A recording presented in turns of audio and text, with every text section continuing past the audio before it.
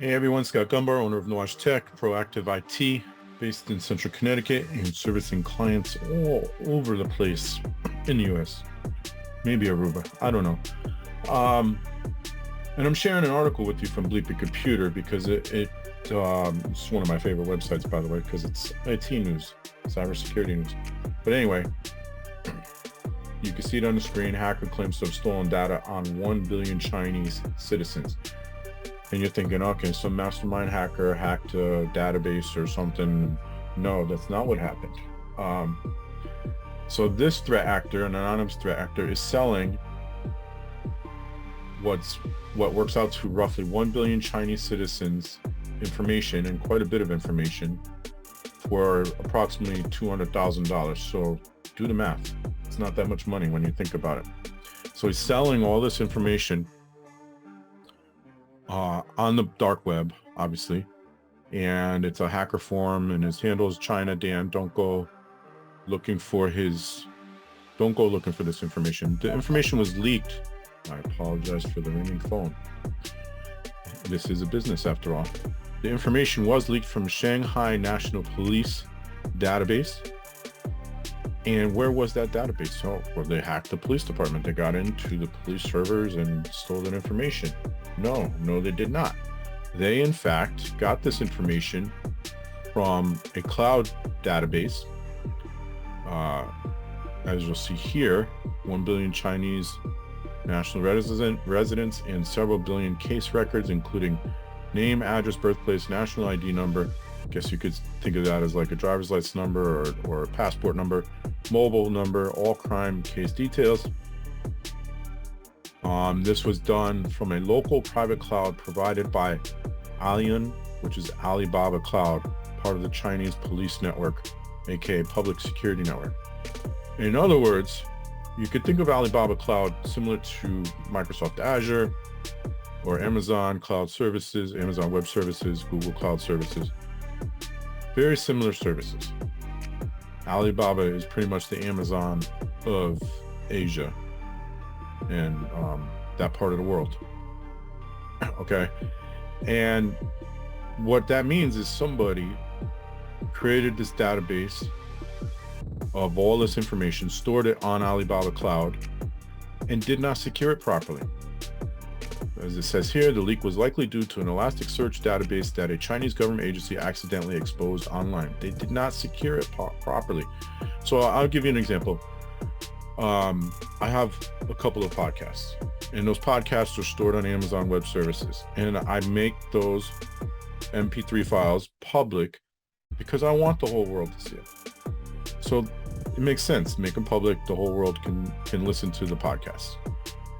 If I store something sensitive like, I don't know, name, address, birthplace, national ID number, public number, or mobile number, all crime and case details, I don't want the whole world to see that. So it should not be made public. It should be made private, and only people that should have access to it are the people that are specifically given access to it. Access controls.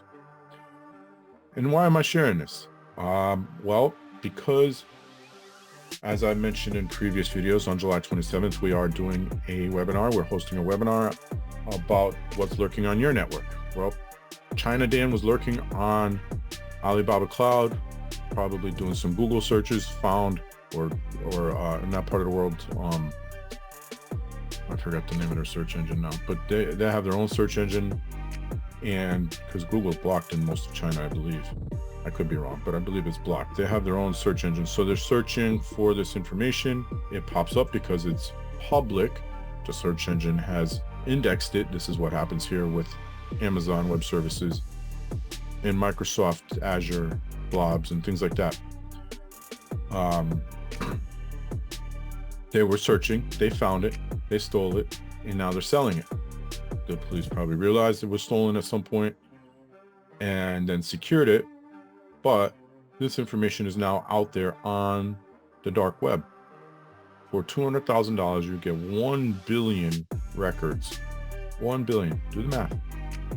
I don't want to do it. Do it yourself. I believe that works out to $2 a record. Is it 2 or 20? I may have my zeros mixed up. Not here to do math. But you get the point. And so we're doing this webinar on July 27th. What's lurking on your network? This could happen. It doesn't just happen to Amazon Web Services or Alibaba Cloud or any other web service like that, any other cloud service provider like that. It also happens on people's private networks, and probably more so than it does with those services, because those services are usually pretty good at teaching people how to secure them properly.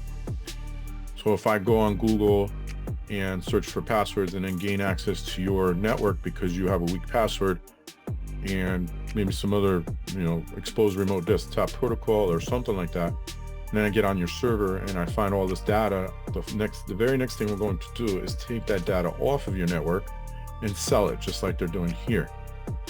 And I'm going to probably hang out on your network for as long as I can before launching a ransomware attack. I'm going to search for other things that might be of value.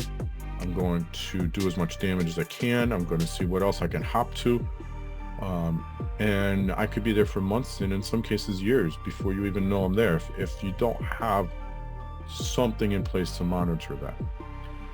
So I encourage you to go read this article because it gives you a good idea of just how easy it is. You think these hackers are like criminal masterminds that do all this coding and stuff. No, usually they just go to a search engine and look for it, or they find passwords that are weak and try it somewhere else. And just, these are the things that are getting people onto networks and getting them to steal data and launch ransomware attacks. So go to bleepingcomputer.com. It's should be on the first page. I believe it's a recent news article, July 4th, so just 2 days ago. So go read that.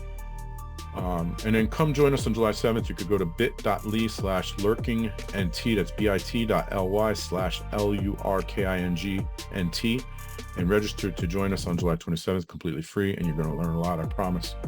And until next time, stay safe, stay secure, and don't expose your cloud database to the whole world.